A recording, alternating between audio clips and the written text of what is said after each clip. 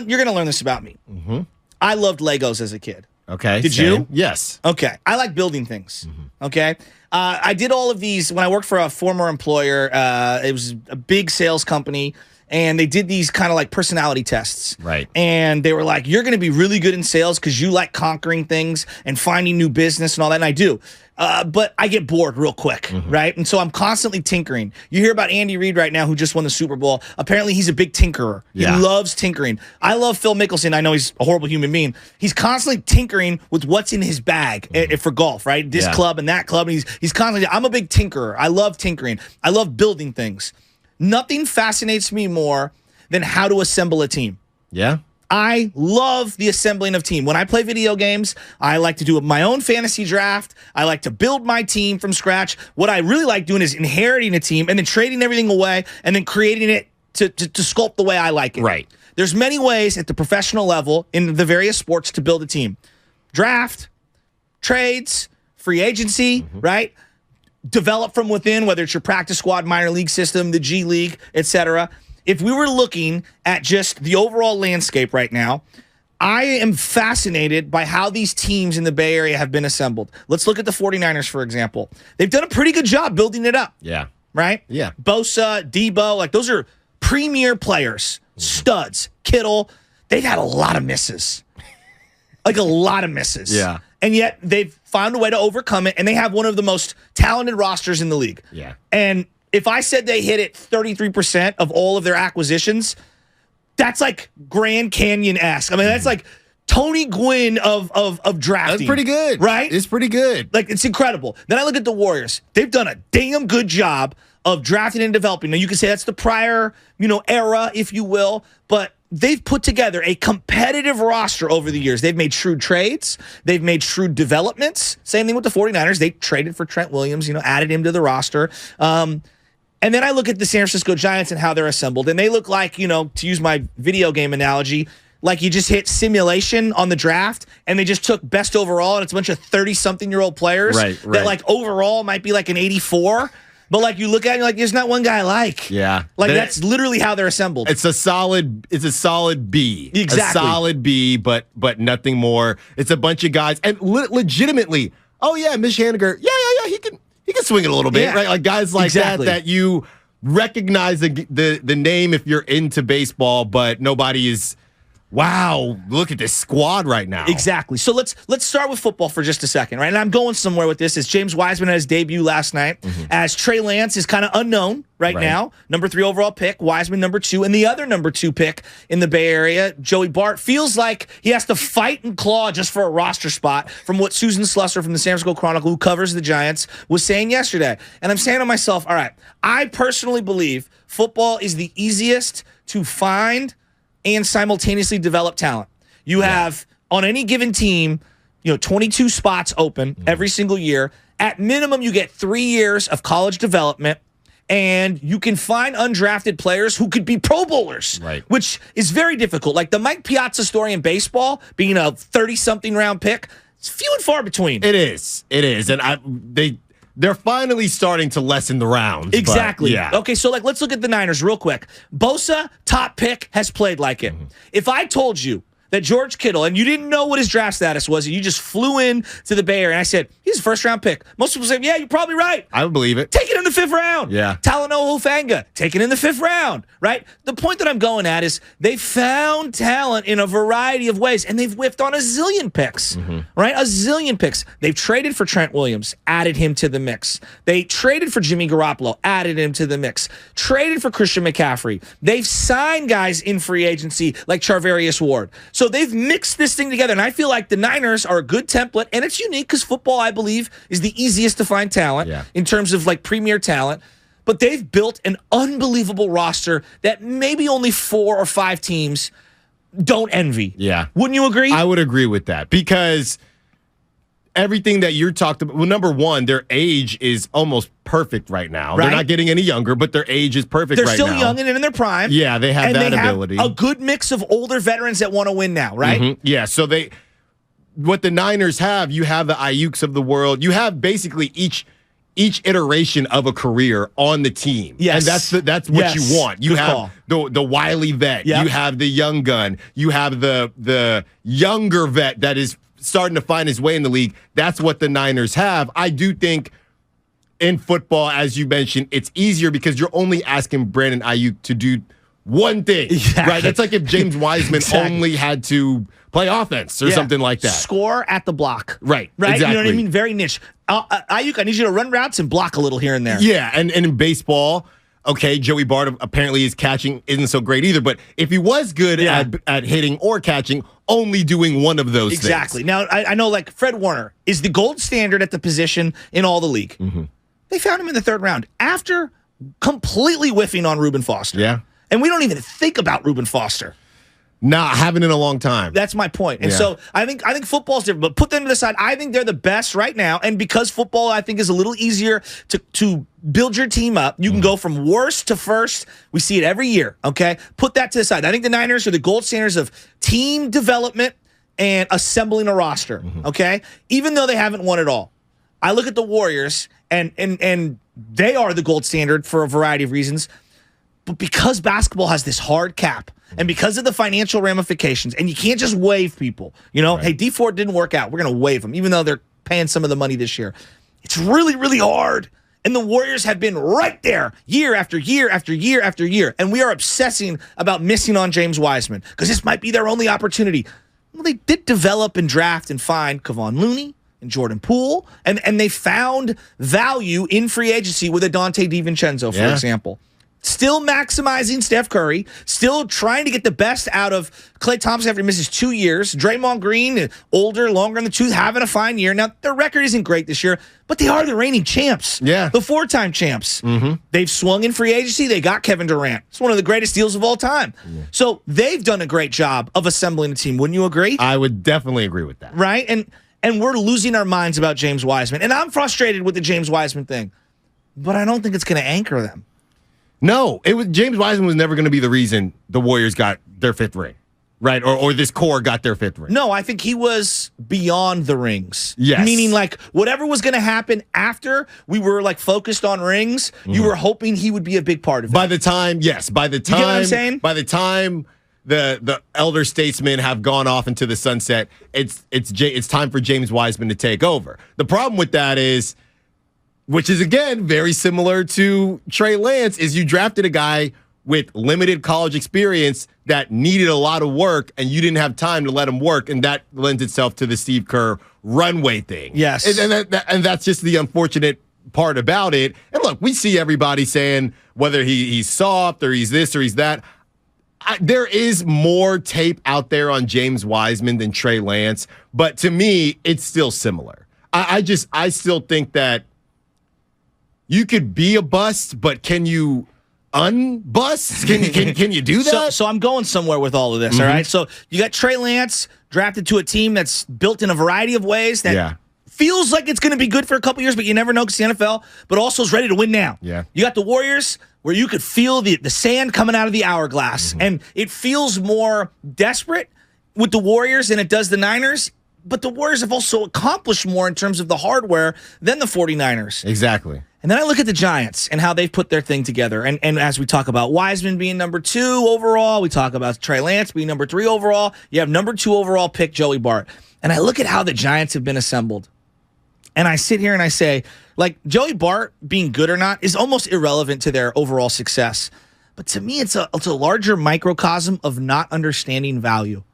Not understanding what you have internally and moving off of it. Yeah. We referenced Reuben Foster earlier. Yeah. They knew right away, you know what, this isn't going to work. Get him out of here. And what'd they do? They overcompensated, drafted Fred Warner, signed Malcolm Smith, and they found a way to get one of the best linebackers in the game. Malcolm Smith didn't really work, but you get where I'm going. Yeah, but I think what was bizarre about the whole thing, and this is early on, you go Joey Bart, and then right after go Patrick Bailey. Well, that's because he's not your guy.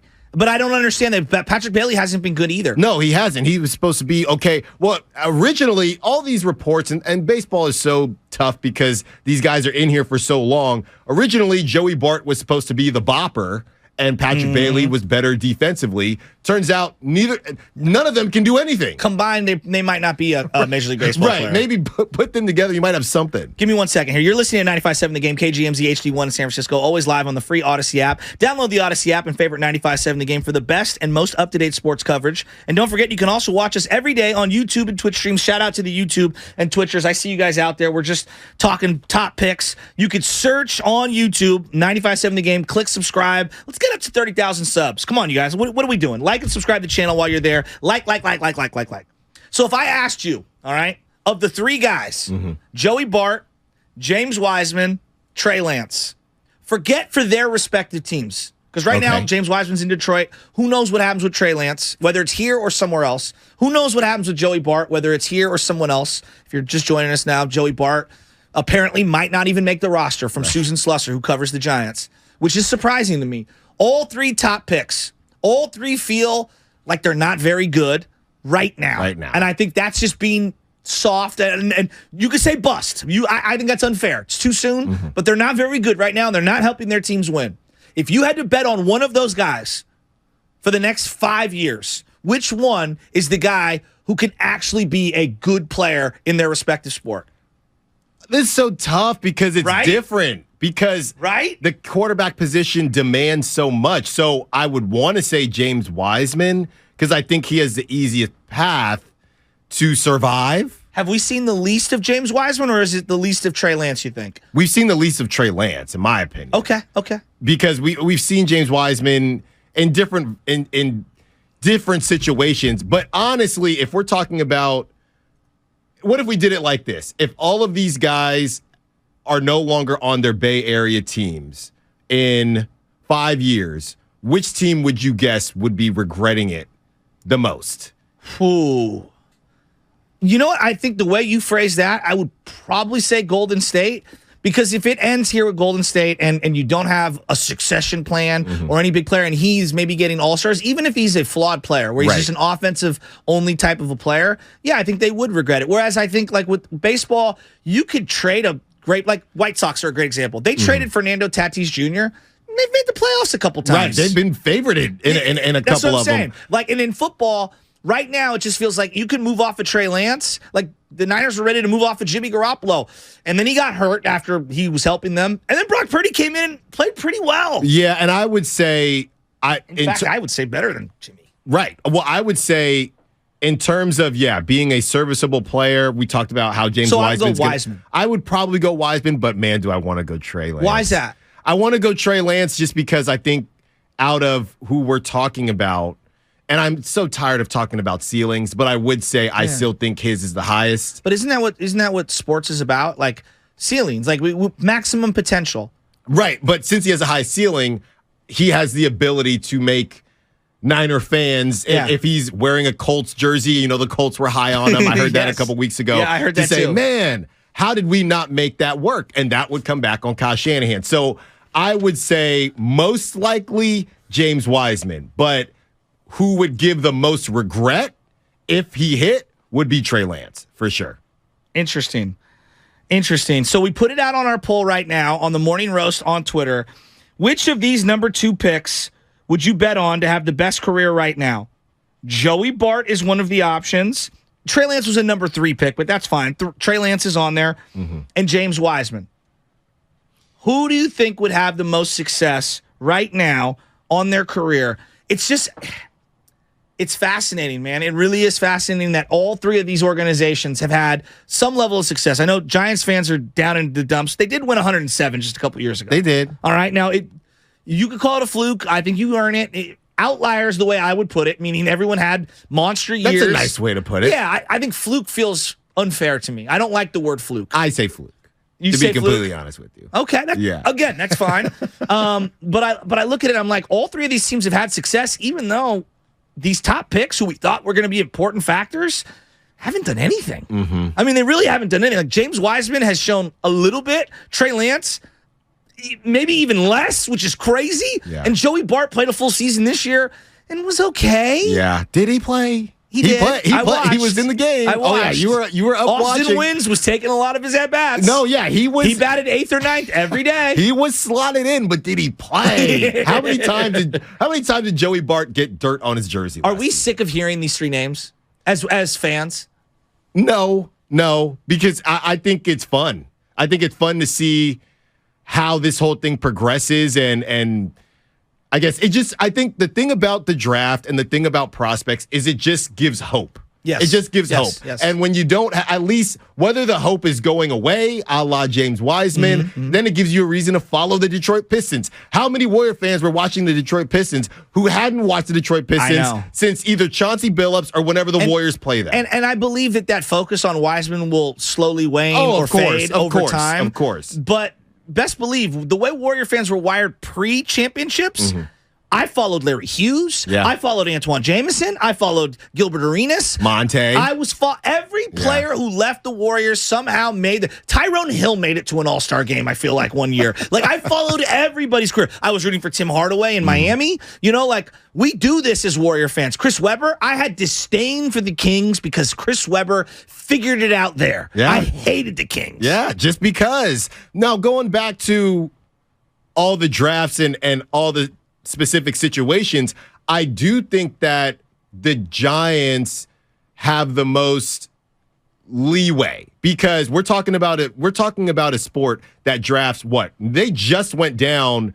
Did they go down to 20? They were at 40 years ago. You have international free agent signing. They just throw a bunch of dudes in a bucket and say, hopefully some of them hit. Yes. So you can come out of the JUCO route. Anywhere. You can go college, straight out of high school, international. Like, I think that's the most underrated part about baseball is talent can't come from anywhere. But I think I would also say because of that and because of all the rounds and because of everything they do, they're admitting it's a crapshoot. Like, we talk about Giannis or Steph Curry. Oh, these guys came out of nowhere. They're both first-round picks. Exactly. You know exactly. Curry was 7th overall. Well, there's only 2 rounds in basketball. And Draymond was a second-round pick. Draymond was a second-round pick. And we act like he was like, it's a cast-off. But that's the version of it. Player of the year. There's only 2 rounds. So, to me, the Giants, they get a pass because you're talking about a sport where, look, we draft 30 rounds. I know. And we draft international. I know. We have, at some point in time, we always have what? Around 500 to 1,000 players in our system. Yes. So we're admitting we don't know what we're doing. Basketball has probably got to be the worst because it's the smallest roster and there are only 2 rounds. And there's money tied to everything. And there's money tied to everything. Very restricted to make moves. Like right now, you're the New Orleans Pelicans. Zion's missed a bunch of games. When he's played, he looks like he is an all-star MVP yeah, he's type. nasty. But he's never healthy. No. Right, and like I think he's going to make $180 million on this current contract that he's on right now. That you cannot feel good. Oh, and again, when he's playing, he looks like an absolute Adonis. Yeah, but he's always hurt. So where are you? I'm just using that as an NBA example. It's so hard. No, it is. It is. So this is where I'm at now, and I think this is a lesson learned from myself. And I'm raising my hand here, Alan. Mm-hmm. I need to temper myself in thinking that certain players are going to be saviors of organizations. The Bosas, the Currys, the Buster Posies for the Giants.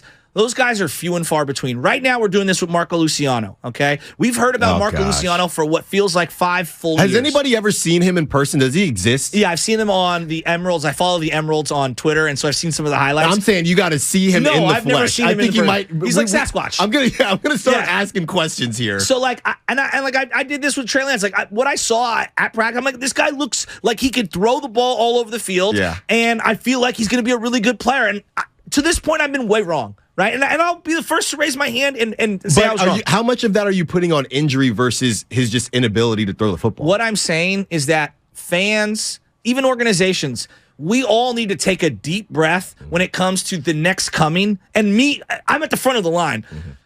We got to let these things play out. And it's hard because you're so optimistic. You see something and you're like, yeah. That ain't happening. And you have PR, the Giants, they have marketing and they have all this stuff. Marco Luciano. Oh, he's a top prospect. We found out yesterday he suffered a lower back stress fracture. A stress fracture in the DR, the Dominican Republic, this winter. That's going to sideline him for right now. And he's ramping up baseball activities, but who knows when he'll be back. We're going to hear about this kid Harrison, this lefty from De La Salle. And yes, sir. My God, Do I want him to be special? Of course I do. Of course I do. But to think he's going to be the savior of the organization, like, we all need to, and I know I'm the most guilty. We all need to just pump the brakes, right? Well, Am I tripping? No, but baseball specifically, you can't have a savior because unless we plan on Kyle Harrison just throwing a shutout every game, you got to put runs on the board. Yes. But I think with Logan Webb and if Kyle Harrison, if he just hits to some degree, just be if you're average to slightly above average, that helps the organization. Kyle Harrison is the only I feel the best about him, not only because he went to De La Salle, just because pitching in general, unless there's injury, you can kind of book, right? I mean, if a guy's got it, he's got it. Baseball, to me, that's the problem with Joey Bart. It doesn't matter when we talk about value. It doesn't matter where you move Joey Bart or the value. It's different with Joey Bart because a curveball is going to be a curveball anywhere you go. Anywhere you go. That's a good point. That's the issue. That's a good point. But maybe you won't bat ninth every single time. Maybe not. Maybe you'll have somebody in front of you that gets you a couple of better pitches to see. But I guess, and this ties into Brock as well. Like, we're all Brock mania. Mm-hmm.